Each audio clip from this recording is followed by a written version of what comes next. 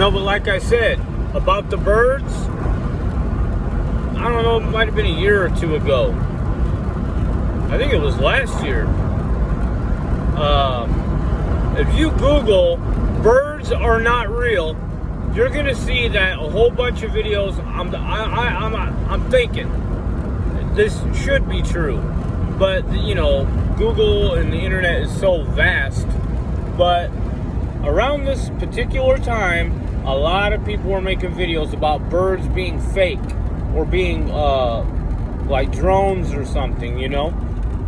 And it was around, you know, it was when basically, dude, these people are stalking and watching me, right? And when they seen stuff involving the birds happen that they can't explain, they freaked out and started saying the birds are not real.